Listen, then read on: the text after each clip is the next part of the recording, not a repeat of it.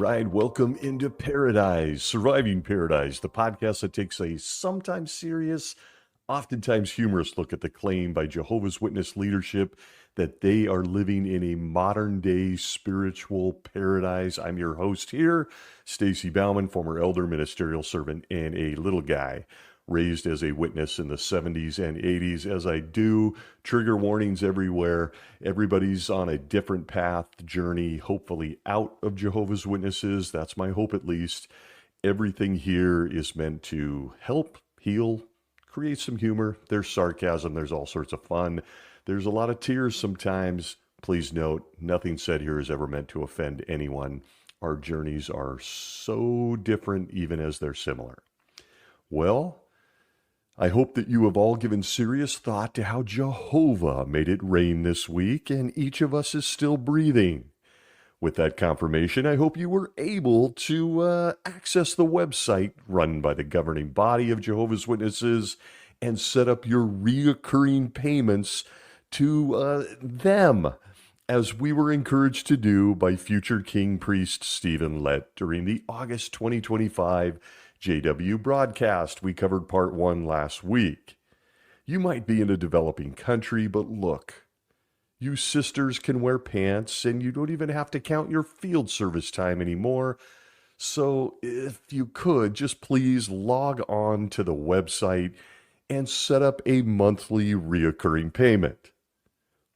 Confession here. I love to put my arm around our guy Stephen Lett and softly ask him why a God that created the rain cycles, that actually made oxygen, and of course our incredible human lungs, also seems to struggle with making a budget and needs the money only humans can provide. Am I the only one confused by this? I feel like weather elements and human anatomy are much more complex to create than, I don't know, a quick spreadsheet to balance his bank accounts. What did I miss?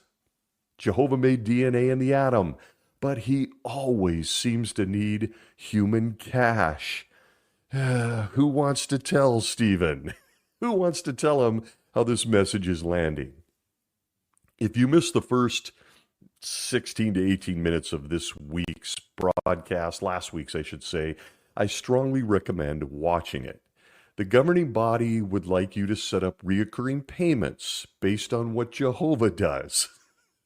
But not to be missed is the rest of the same broadcast here in August. The life-saving spiritual feast did not and does not end with asking for your money monthly.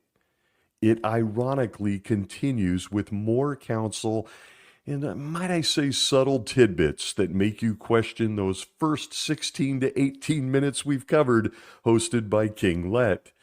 Let's dive in. The rest of this episode reminds me of a cross between The Truman Show and The Stepford Wives. With each segment, I found myself wondering how many Jehovah's Witnesses bought into any of what he was saying. It's truly a sanitized version of reality. It's nothing new, I know, the delusional presentations and experiences making the current world of Jehovah's Witnesses look like a spiritual paradise, when anyone that has ever been a Jehovah's Witness knows that each story, each experience, each person's take is either very rare or completely non-congruent with reality inside Jehovah's Witnesses. Let's start with their counsel in this broadcast on hospitality. Yeah, hospitality. We are kind of living under the tent of the theme of generosity this month, so hospitality found its way into the messaging. Remember, all of this is within seconds of Stephen Lett asking Jehovah's Witnesses to set up those monthly reoccurring payments to the governing body. Let it sink in for a minute. You see, hospitality means using your money to show you the same hospitality. They're going to take your money and then use it to show you hospitality. Want to go to world headquarters? They'll roll out the red carpet that you paid for.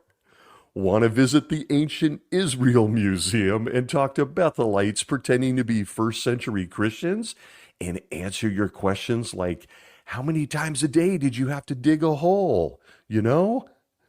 That building, those costumes, the air conditioning, all very hospitable. And might I add, it was all paid for by you. Donations. They're showing you hospitality with your cash. They invite, or should I say, require Jehovah's Witnesses to visit the Kingdom Hall multiple times a week, a building that you paid for and that they may soon sell right out from under you. But let's talk about hospitality and stuff seconds after asking you to send money so they can show you hospitality. The governing body's version of hospitality has long been fascinating to me. For one, when they invited us to conventions or circuit assemblies back in the day, they then marched a guy on stage to ask us to pay for it all. Remember that? How about my elders that were account servants? Remember the head count policy? That is some wild hospitality right there that very few Jehovah's Witnesses even think about. But consider what they have to say about hospitality, not only in this August 2025 JDub broadcast, but throughout their entire history. And I want to warn you, there's going to be laughter. Prepare to laugh. There is simply no way around the ridiculous irony of the governing body telling us how to be more hospitable. And I've got to confess, I'm struggling to know where to even begin, and I'll eventually get to the handful of interviews during this video segment this month. Remember, this is Jesus' representatives on earth telling us, and of course, by extension, I think it goes without saying, setting the example of what it means to be hospitable, right? So here we go. From the Watchtower of January 15th, 2005, on page 21, these same guys in New York told us, quote, hospitality is defined as the generous and cordial reception of guests, and it has long been a characteristic of Jehovah's true worshipers. For instance, Abraham, Lot, and Rebekah practiced it. They were Jehovah's Witnesses. The name was, never mind. Back to the quote, recounting his attitude towards strangers, the patriarch Job stated, outside no alien resident would spend the night. My doors I kept open to the path. For travelers to receive hospitable treatment from their fellow Israelites, it was often sufficient to sit down in the public square of a city and await an invitation. Hosts usually washed their guests' feet and offered the visitors food and drink, also providing fodder for their animals. Travelers who did not wish to be a burden on their hosts carried with them the needed provisions, bread and wine for themselves, and straw and fodder for their asses. They required only shelter for the night. End quote. There it is. The governing body's definition of hospitality, pointing at, some of the original Jehovah's Witnesses, Abraham, Lot, Rebekah, and Job. Shall we dissect this wise counsel together? With an eye, of course, with an eye on the pinnacle of hospitality, the governing body themselves. First, because I just can't let it go, if you sit in a town square and you're looking a little disheveled and hoping someone's inviting you into their house, that's probably not going to happen. It certainly doesn't happen for Jehovah's Witnesses. Take a look at some of the pictures of them in front of book carts, just feet away from starving homeless people. That's a subject for another time. But look, with this example from the 2005 Watchtower, I can't let it go, folks. I'm just going to admit it.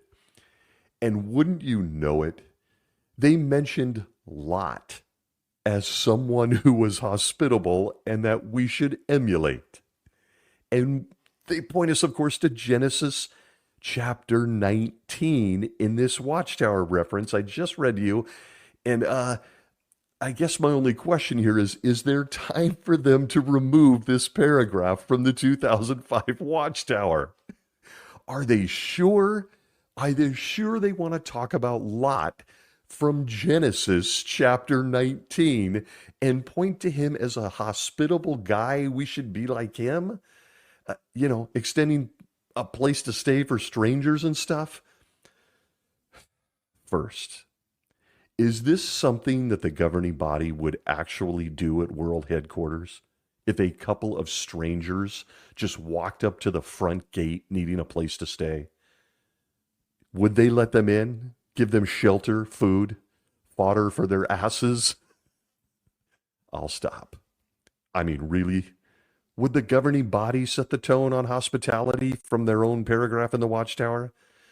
But second, again, looks like it's 20 years too late to remove this paragraph from this particular Watchtower in 2005. But look, folks, that hospitable guy Lot goes on to be so hospitable that he protects two strangers. They were angels, but they were strangers, and instead offers up his two baby girls to a gang assault in order to show, his hospitality to the two strangers. Yes, hospitality. Protect these homeless people, invite them into your home, give the crowd that wants to do naughty things to them, give them your two baby girls instead. You see, Genesis 19:8 is a great example of hospitality according to the faithful and very discreet slave. In fact, when push comes to shove, offer up your children to those that will assault them. Oops, too soon?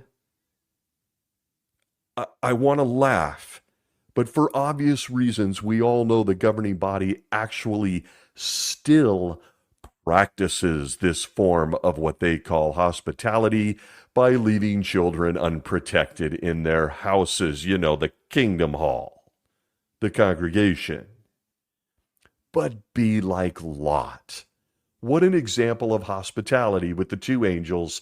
Give them your kids as a sacrifice instead. Gonna say it again. Is there time for them to remove this paragraph on hospitality, or should they pick someone different besides Lot?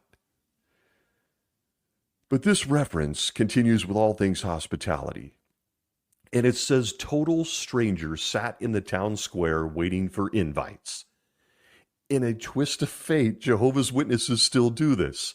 Only they are the ones standing in the town square in front of book carts, hoping beyond hope that someone will actually accept their invitation to speak with them. It's all very passive aggressive, but it's called preaching and identifies them as the one true religion. Stand there as people walk by looking at you, hoping that they will, accept their invitation. This same reference from the Watchtower continues by saying hosts were so hospitable that they would wash your feet. They would provide food and drink and take care of your animals. Just moments earlier, in the August 2025 JW broadcast, Stephen Lett ironically states that puppies would be a very bad gift for Bethelites. So there's that. No more caring for people's animals, not now, but hospitality and stuff.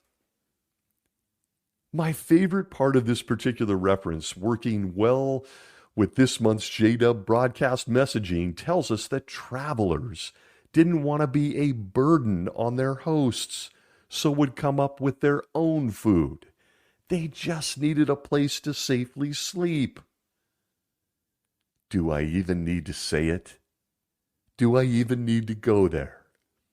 King Lett, just moments earlier, is telling Jehovah's Witnesses to send him recurring payments. Money. Sure seems hospitable. You would never want to be a, burden on anyone by bringing your own money or food or stuff. You just can't make this stuff up. There's not a lot of sharp people back there anymore. I've gotten comments and DMs on this subject ever since Freddie Fran's gone. The whole pretense of being smart is gone. But wait for it.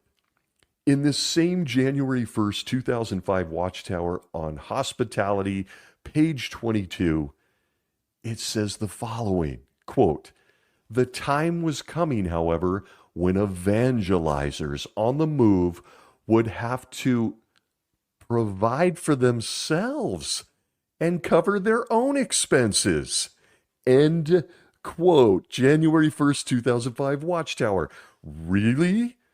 So, if I'm understanding correctly, was Jesus expecting those that represented him here on earth to, I don't know, cover their own expenses?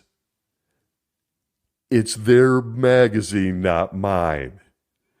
So according to the governing body of Jehovah's Witnesses, they should be covering the expenses of the governing body of Jehovah's Witnesses, so as not to be a burden on others. It's right there in their magazine, folks. Even as Stephen Lett sits on camera and asks Jehovah's Witnesses, even in developing or impoverished countries, to set up reoccurring payments to him. Wait a minute. I got this watchtower and I can see Jesus' words. You're supposed to cover it yourself. Nope. They can't have spot giving after all. They need it to be reoccurring. They need it to show up on the same day every month. It's all very hospitable from the very men, the hosts that Jesus chose to host all of his people here on earth. Makes sense to you? This all seems to be in accord with the Bible itself at 1 Peter chapter 4 and verse 9 of the New World Translation, which says, quote, "Be hospitable to one another without grumbling," end quote. You see, folks, Brother Lett is showing you and I how to be hospitable, and he is actually taking away all the grumbling by asking us to just set up reoccurring payments. We don't even need to think about it. We don't need to be frustrated. We don't need to be irritated. Just set them up reoccurring. You won't even know what's happening and you won't be grumbling. Very inspired, 1 Peter 4:9. You can't grumble every month on the 15th when you forget that you set up a direct deposit to the organization. They pulled the money out and no reminder is needed. How thoughtful of the man that will soon judge all the rest of us. Very thoughtful, and might I add, incredibly hospitable. Oh, man. There are just not a lot of rocket scientists back there in upstate New York. Not a lot of smart people. Let's call it what it is. And again, I hear the argument. They're just really dishonest. They're scammers. Well, yeah, you're correct. But to not even have a pretense or to try to cover it in some really nice frosting, there's just not a lot of sharp people back there anymore. Not that there ever was. But this segment in the August 2025 JW broadcast on hospitality is truly ridiculous. It begins with interviews. I know they're standard. 3 sets of people who are fine examples, of course, of hospitality. Lett asks, quote, "Do you sometimes hold back? Our next segment offers practical suggestions that can help you," end quote. I'm getting away from trying to do his voice. We are then treated to musical jingle and the segment Lessons from the Watchtower. That's what it's called, Lessons from the Watchtower. Not lessons from the Bible. Forget that. We already talked about Lot. What a great example. But Lessons from the Watchtower. It shows a man studying his Bible. And the weirdest part of this shot in the video is that there is a 2-set volume of the Insight from the Scriptures, the big green bomber book sitting next to him on a table. And I thought those were out of publication, but there they are on the table. The interviews begin with a single sister saying everything had to be perfect in order for her to have guests over. Next is a middle-aged couple saying they thought their apartment was too small and it was all so stressful. Then finally, an older single sister. Notice a trend developing with the sisters? Notice anything? Who says she struggles financially. Side point, when she said that, did she set up a reoccurring payment? Inquiring minds want to know. You might be struggling, sister, but are your payments locked in? They then flash back to the married couple, where the husband says, quote, "The brothers and sisters are such a precious gift from Jehovah. This is truly the family he gave us." End quote. The flowery, unrealistic compliments fly with our brothers and sisters being the most valuable thing in each other's lives. The older sister says she wants to hug and kiss them and be happy just as I am. Well, be careful there, sister. You're well on your way to a shepherding call for uncleanness. I'll leave it alone. But back to the couple who admit it can all be exhausting, with the husband saying that after meetings, they just have to invite someone over and that they walk around the Kingdom Hall asking people to come over. And sometimes it takes 4 or 5 different people before someone accepts their invitation. He then says my favorite part, quote, "No one feels pressured," end quote. What? You just went around pushing people until someone said yes. Never mind. Never mind. I just can't. I could keep going on the experiences, but you've heard them all before. Jehovah's Witnesses are very hospitable, despite no money, despite being exhausted, or despite no one wanting to come over to their house. Just note, there is never any grumbling, like it talks about at 1 Peter. The interviews continue, but one final note. The middle-aged single sister, not to be confused with the elderly single sister in the same segment, says she got a drop-in visitor and she just didn't know what to cook. So she cooked pasta with sauce. She says, quote, quote, "When we sat down to eat, my friend said to me, 'Stephanie, pasta is my favorite food.' That was a great moment." End quote. Yes. A great moment. She accepted your pasta. By the way, the video shot looks nothing like SpaghettiOs or a real plate of spaghetti, linguine, or anything else. It was clearly made by a Michelin star chef. It's ridiculous. But the elderly sister, who has little to no money in this segment, is then shown searching sales circulars and finding coupons in order to feed people and be hospitable. Not shown is the same elderly broke sister setting up her reoccurring payments to the governing body. Yet another monthly bill that makes it tough on her financially. But never mind, right? But then we're back to the married couple, with the husband saying something very profound when it comes to Jehovah's Witnesses and hospitality. He says, quote, "We've had several brothers spend the night here. They came for Pioneer School, Elder School, and other theocratic projects. It's so encouraging to see their positive attitude when they come home in the evenings. It's priceless." End quote. There it is. The real message, as always, finds its way into the conversation. You see, when you're giving from the heart, any real hospitality, well, it's still attached to the organization, including the governing body, who provides all these amazing opportunities for men to travel to their schools, with the local publishers picking up all the cost of room and boarding so the governing body doesn't have to. It's not in the budget, folks. Let's let the friends pick it up. They then call it hospitality, when in reality, It's getting the local congregation to feed these people and give them a place to stay when they're in town. Not a dime comes from the organization. The same organization Jehovah's Witnesses are sending reoccurring payments to. Do you see now how hospitality works? It's right here in the August 2025 JW broadcast.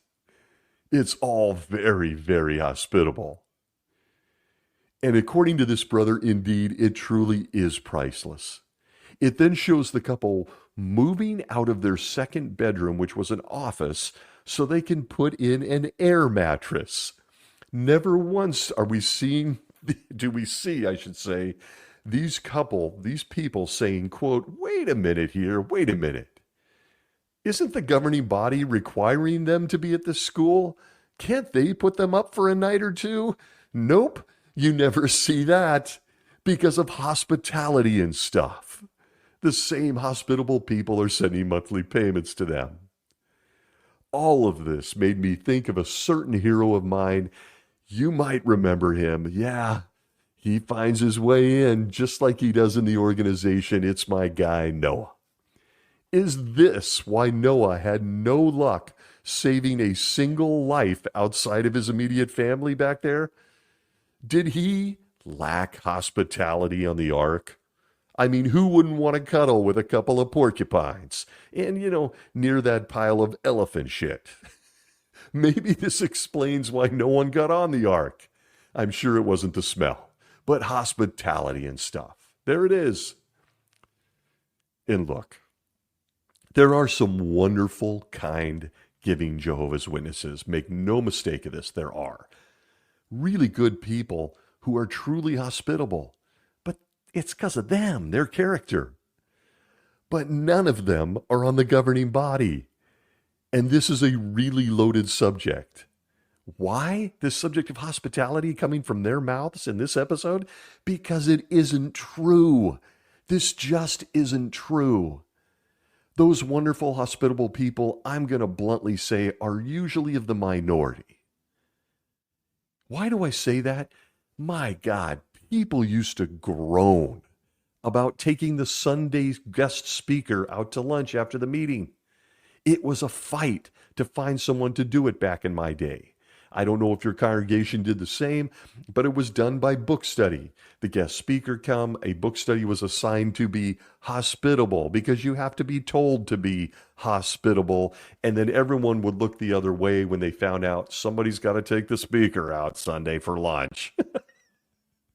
Everyone was really warm and fuzzy to it on a Sunday.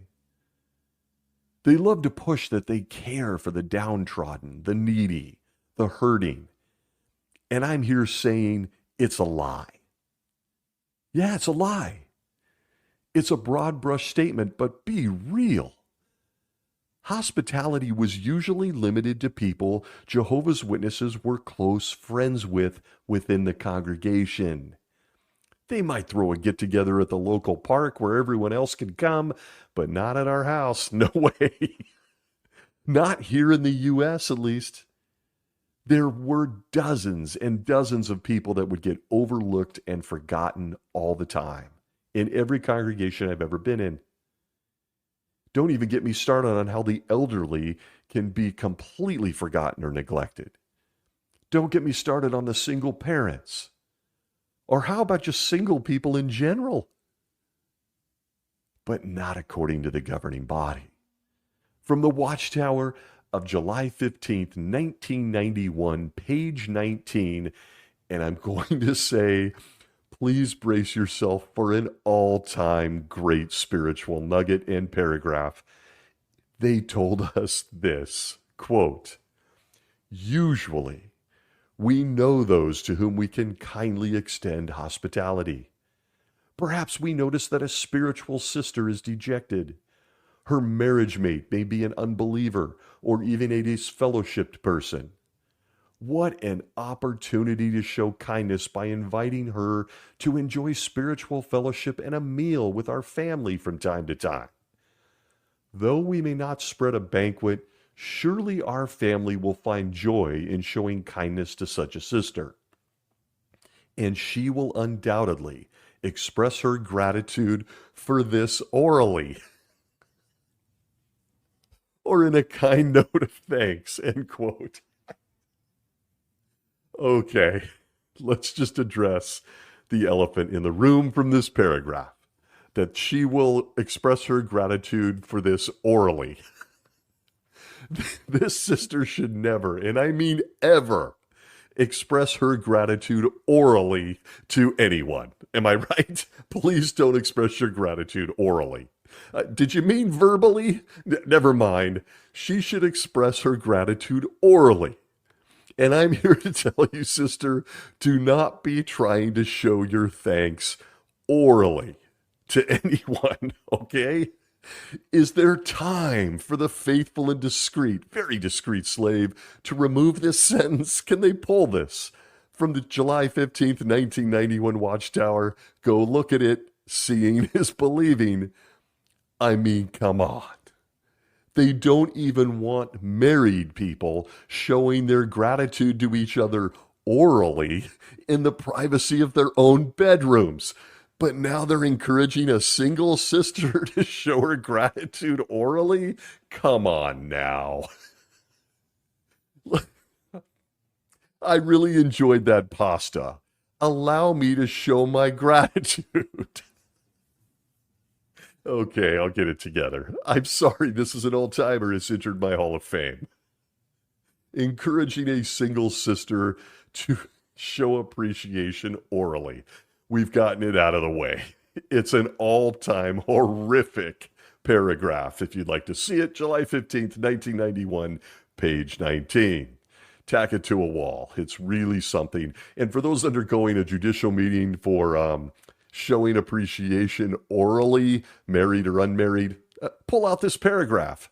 Tell them you heard it right from the faithful and discreet slave. Okay, I'm sorry, folks. Ladies, I'm sorry. But then, the inference that Jehovah's Witnesses are hospitable to people with disfellowshipped family members, give me a break. Give me a break. The reality in a congregation is this. If you're someone who has been cheated on and left, or you're single, or you have a disfellowshipped family member, and I'm going to think most will agree with me, it's highly likely that you, too, will be treated like you have leprosy, and very few, if any, will want to show you an ounce of hospitality. They're certainly not going to show their gratitude to you orally. Okay? The real culture of Jehovah's Witnesses features most people in the congregation passively avoiding such a person or treating them like you did something wrong and you're just related to somebody. And I got to tell you, I hated this when I was a witness. And I can confirm it is very real. Am I alone? After I was no longer serving as an elder, I stuck around for an additional 2 years, and it was fascinating to see how I was treated. This is a flat lie in the 1991 Watchtower, and it's a lie in this month's JW broadcast. Recently stopped pioneering? You have a contagious disease. Recently had a mate leave you? Everyone steer clear, don't look at her. Struggling financially or lost a job? Wow, that's a bummer. Can't help. Look away. This stuff is so intellectually dishonest, it's incredible to me. The culture of Jehovah's Witnesses, particularly with those who have disfellowshipped family members, is really something to behold. The entire family is treated like they did something wrong. But here is the governing body lecturing Jehovah's Witnesses on being hospitable. And incidentally, as I listened to these interviews and King Lett's comments, I found myself wondering what the governing body does to show hospitality. What do they do? The 11 of them. I mean, I can open the Bible and see their king, Jesus Christ, now running the organization from heaven, but apparently needing some cash, set up that payment. I can see him in the Bible showing all kinds of hospitality. I can open the book he gave me and see him washing people's feet after a long journey. Not a fun job for those of us that aren't feet people. I think I can spring for some Taco Bell for the circuit overseer's lunch, but in no way, by the way, am I going to touch that guy's feet. I can find Jesus creating wine out of water to bail out a wedding party. I can find Jesus feeding crowds of people with a few fish and loaves of bread. No reoccurring payments needed back then. I can even see Jesus' hospitality when he is exhausted by hugging kids and taking care of sick people, many occasions. But the governing body in 2025? Huh? What? Just to review, Stephen Lett just asked us to set up reoccurring financial payments, to send him money so that they can then show us hospitality at the Kingdom Hall that we built with free labor and actually paid for, so we can hand out literature that we also paid for, to get other people to get baptized so they too can set up reoccurring payments and keep this whole cycle going. Think about it. Think about it. And that's it, folks. That little ramble or rant, that's it. That's Jehovah's Witnesses. That's the governing body. That's the whole message. What an interesting take to be on camera talking about hospitality. And I'm looking again for Jesus asking the hungry crowds who came to listen to him to first give him some money, then he will feed them. Yeah, it's not in the Bible. Surely just a mistake, he forgot. But the governing body is doing that very thing. I stumbled onto something that I think really lands the point home. And they're super proud to tell us all about it. From the August 2018 Watchtower, page 25. I said this episode would have laughs. I hope it tickles your funny bone. Here we go. Quote, "Consider the experience of Olaf," not to be confused with the Disney character. Back to the quote. He recalls that decades ago, no one in his congregation could accommodate the circuit overseer who was single. End quote. First, does anyone see a problem with this? What? What? Back to the paragraph, it gets better. Quote, "Young Olaf asked his non-witness parents if the circuit overseer could stay at the family home. They agreed, but pointed out that Olaf would have to sleep on the couch. That adjustment was well worth it. What a wonderful week," Olaf recalls. "The circuit overseer and I got up early each morning and discussed many interesting topics over breakfast. The encouragement I received kindled my desire to take up the full-time service. Over the last 40 years, Olaf has served in various missionary assignments." End quote. Wow. Is there time to scrap this one out of the August 2018 Watchtower? What great hospitality from the very guys representing Jesus.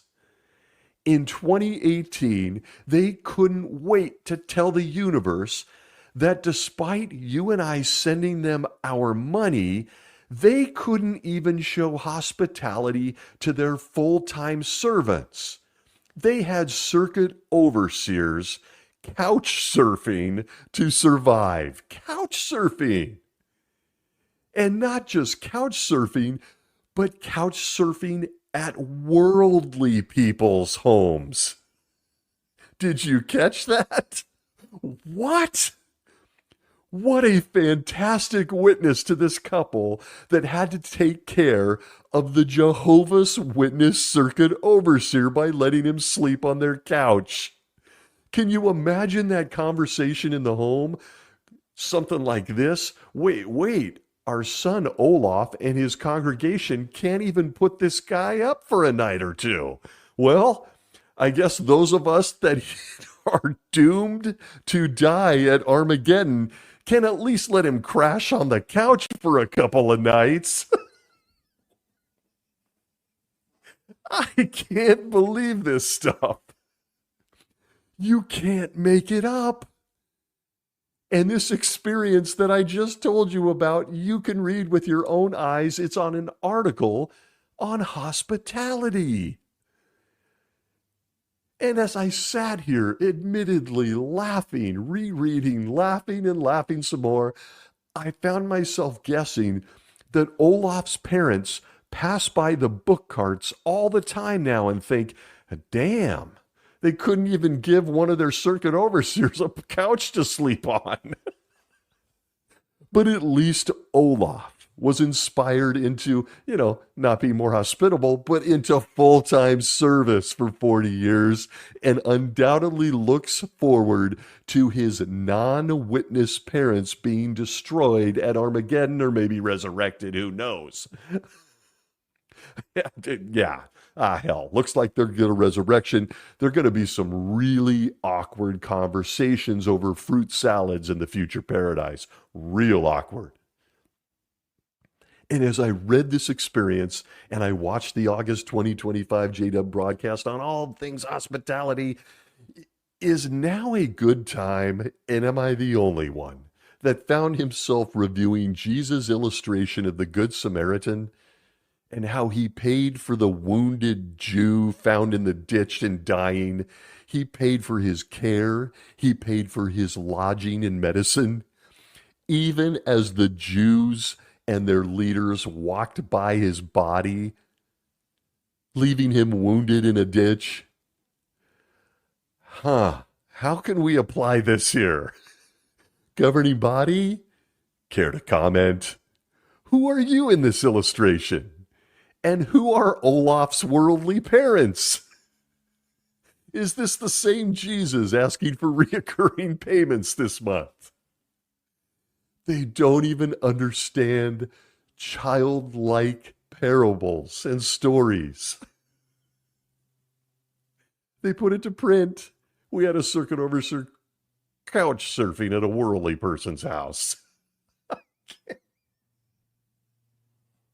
Folks, how much longer can we discuss these guys? The guys running this organization. In the August 2025 broadcast, they want reoccurring payments and make their own circuit overseers couch surf, but you better be hospitable and stuff.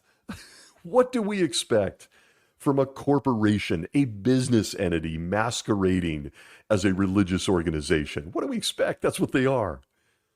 I'm going to steal from Stephen Lett in this August 2025 broadcast and just say, thank you for putting up with me. I think now's a good time for me to thank you all, because I really try not to lose it during all that information.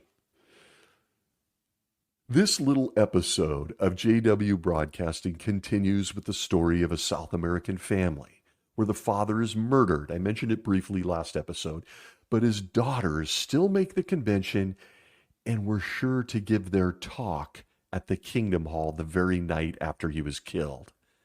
And I just can't. I'm not going to do it. It's deeply disturbing. And I feel so terrible for this family watching these experiences.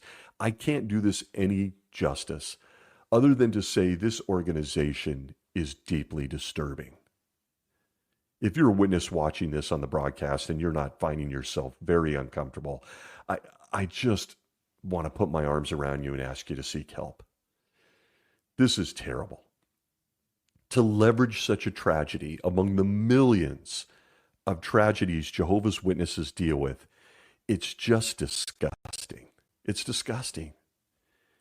And it's followed up by something I mentioned last week, which was that montage of all the cute kids talking about paradise. There's music and there's crayons and pictures.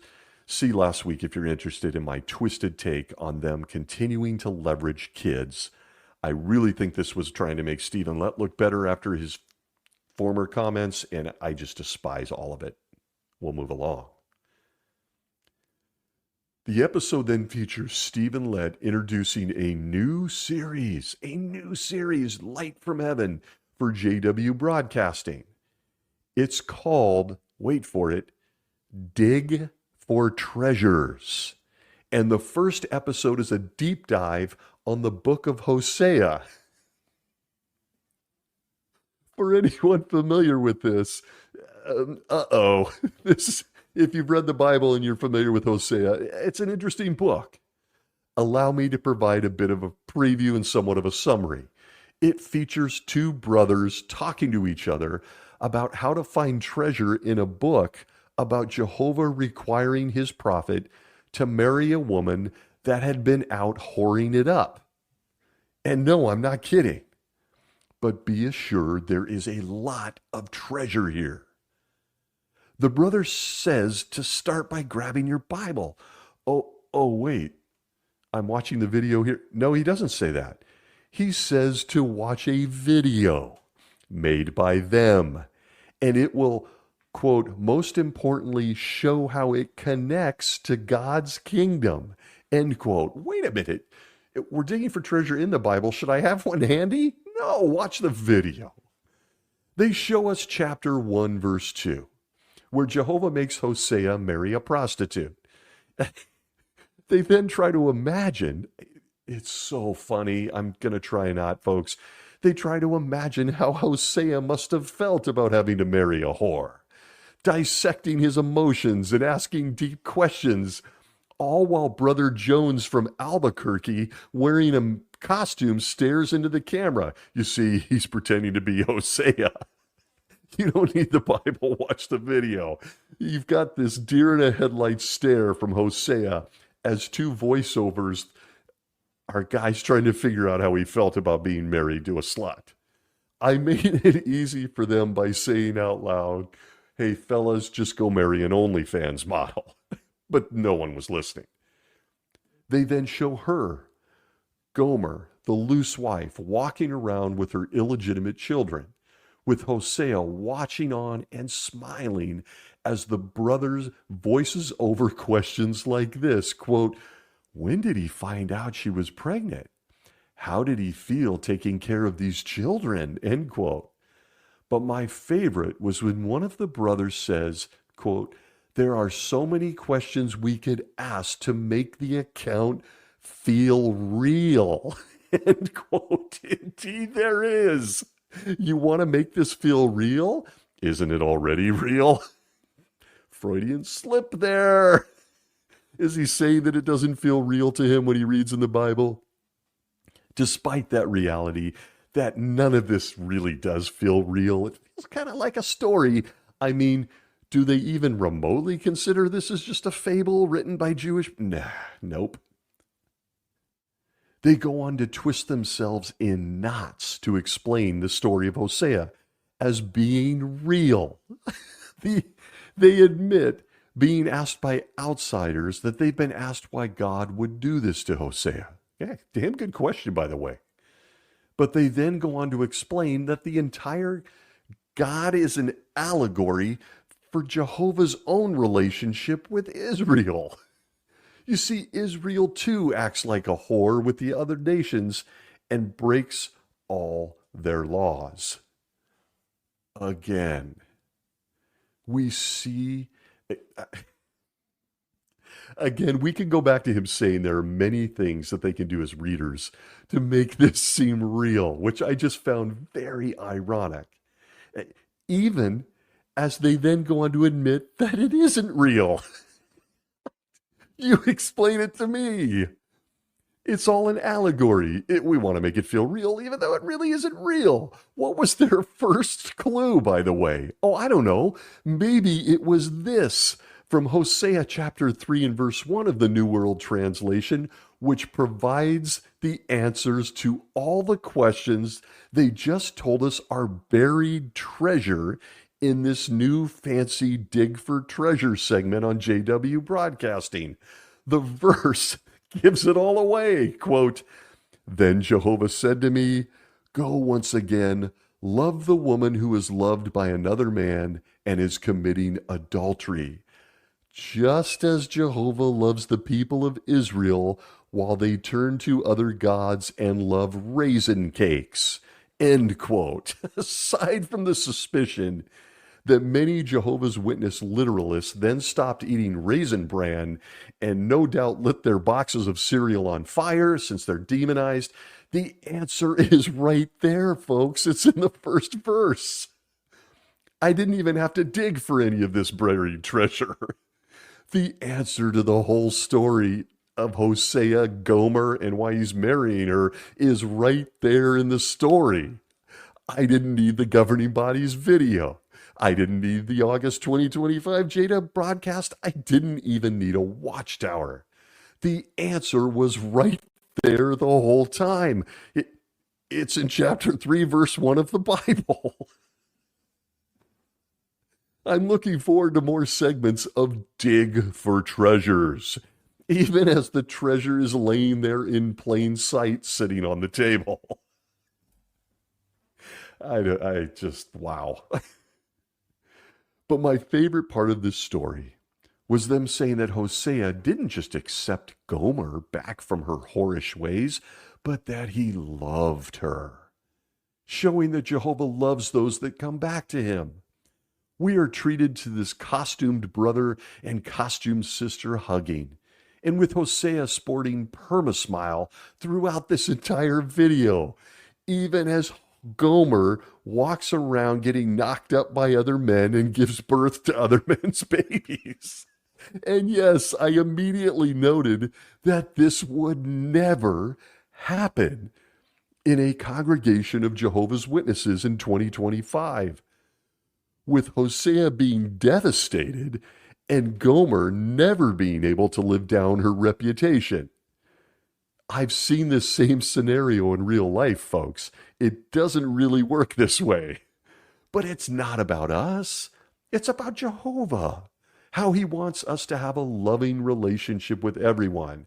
And if you leave the organization and whore it up, he wants you to come back. He's going to love you.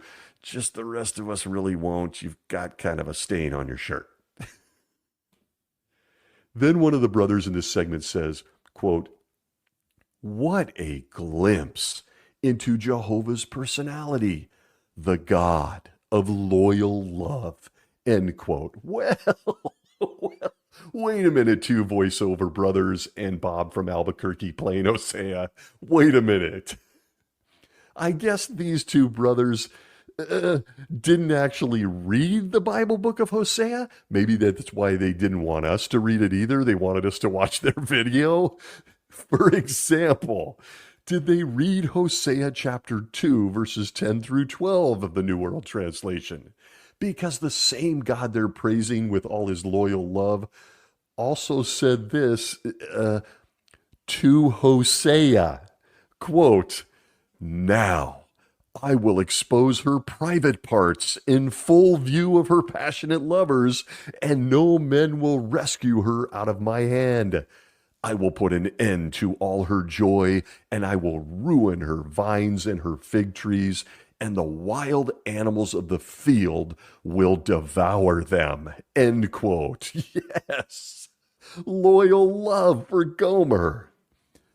But these two voiceover brothers in this new segment continue to give us tips on digging for treasure. Jehovah's very loving, even as he tears Gomer's pants off so everyone can see her privates, and then he has animals eat them. I don't know.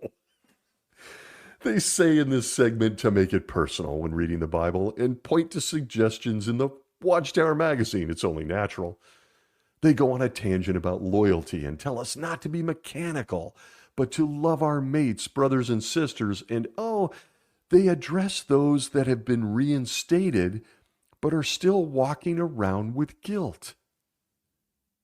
And with that, we are treated to more video shots of Bill and Susie from Toledo, Ohio, pretending to be Hosea and Gomer, and a whole slew of more voiceover questions. With that, it ends, and Stephen Lett comes back and tells us all to keep digging for treasures. He tells us that future episodes will feature digging for treasures in Amos, Micah, and Habakkuk, otherwise known as the Minor Prophets. He hopes that this new series inspires us. Please don't go around pantsing women like, Jehovah did to Gomer. The episode gets closer to conclusion by featuring a talk from Brother John Eckren. We've seen him before. He's helper to the coordinators committee. He wants to assure us that Jehovah always sees all the good things we do. And gee, I wonder where this is going, and if I should get out my debit card at this point. He very ironically tells us that, quote, and fortunately, we don't have to report every good deed to Jehovah or list in our prayers at night all the good things we did that day, end quote. No need for reoccurring or reviewing all your good deeds, folks. Just a strong need for reoccurring financial payments. But this very strange talk, please go watch it, is all about how to deal with being falsely accused of something. Oh. And that you don't need to get upset because Jehovah saw everything. He gives one of the worst illustrations I've ever heard in a talk about a car accident, and the judge that eventually this all ends up in court with was just coincidentally seeing the whole thing because he was walking on the street when it happened, and the other guy's lying. It's so convoluted and bizarre, I just can't. Go watch it. But the point he's trying to make is that Jehovah sees everything. He goes on to say that, quote, Jehovah is not fooled by people that do good deeds just to be seen by others, end quote. Oh, no. He then goes on a rambling rant about the Pharisees. And I couldn't help but think, this is the Twilight Zone. Does he know who he works for? My jaw's on the desk. He discusses Jesus' words about the Pharisees and how they're just trying to impress Jehovah by listing all of his so-called good deeds. He continues with saying, we may be able to hide who we are from others, but not Jehovah. He says that Jehovah will eventually make the call on whether we live or die.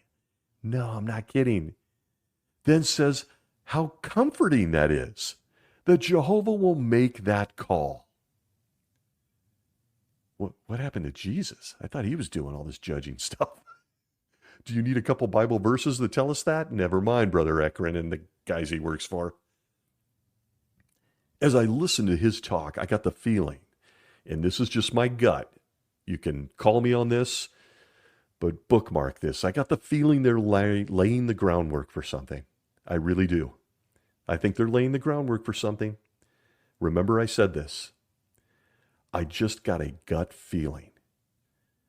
He talks a lot about Jehovah knowing our sins, but loves us anyway. He just wants us to repent.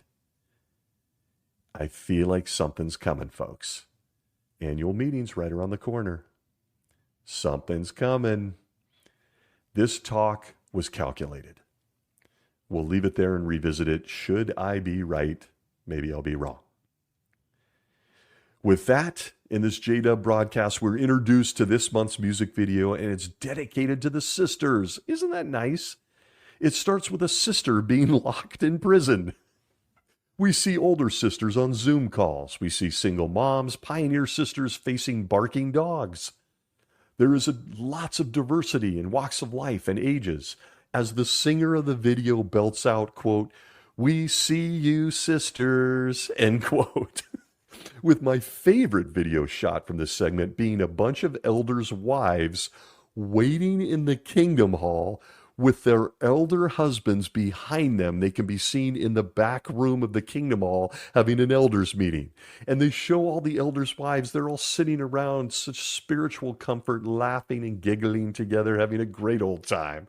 And I got to tell you, as a former elder, that ain't what the elders' wives are doing when they're sitting out in the Kingdom Hall waiting for another ridiculous elders meeting. Not at all. But in fact, I'm going to say it right here. In the congregation I last served in, most of the elders' wives were down the street at the bar. And no, I am not kidding, because we would leave the elders meeting and go meet them there. True story. But another confession. This stupid song and video kind of made me sad. Again, go watch it. I at points I felt genuine tears. So many women of all ages just trapped. And full confession, it probably reminds me of my mother, who's very elderly now and still associating. It just makes me feel so terribly sad in my heart. This episode wraps up with a visit to French Guiana. We get a few B-roll shots of leopards in misty jungles and drone shots of a handful of Jehovah's Witnesses that live there, all waving at the camera. And this episode is done. I'm putting the 2025 JW broadcast to bed. There will be no part 3, but I have a feeling this landmark episode will be a reference point in the future. I really do. I couldn't help but wonder if Stephen Lett was hosting his last broadcast. Was this some sort of a swan song? The way he thanked us all for putting up with him? The way he tried to walk back his comments on children and babies? His comments on his facial expressions and all the thanks, it felt like a swan song. One thing is for certain, they just asked Jehovah's Witnesses to be generous by setting up reoccurring payments on the website. Even as Stephen Lett, complete with his facial expressions, his weird voice inflections, his requests for your direct deposits, and a music video dedicated to women in the organization, I know the truth. There isn't any amount of warm music or videos about forgiving prophets or kids using crayons to draw paradise that will take away from the ultimate message of this organization. Try to keep the following. Even as Stephen Lett and the governing body ask you to be generous and send them money, they all know they have at least one more job that they are looking forward to. From the Watchtower of November 15th, 1980, page 31, they tell us, quote, Revelation 2:26 and 27 shows us that resurrected anointed ones, as part of the seed of God's heavenly, wifely organization, will be associated with Christ Jesus in bringing this destruction on the wicked. End quote. Ah, yes. King Steve. Be generous. Be hospitable. Jehovah knows who you are. And if you don't set up those reoccurring payments and, forgiving like Hosea, well, folks, the governing body is going to have the last word anyway.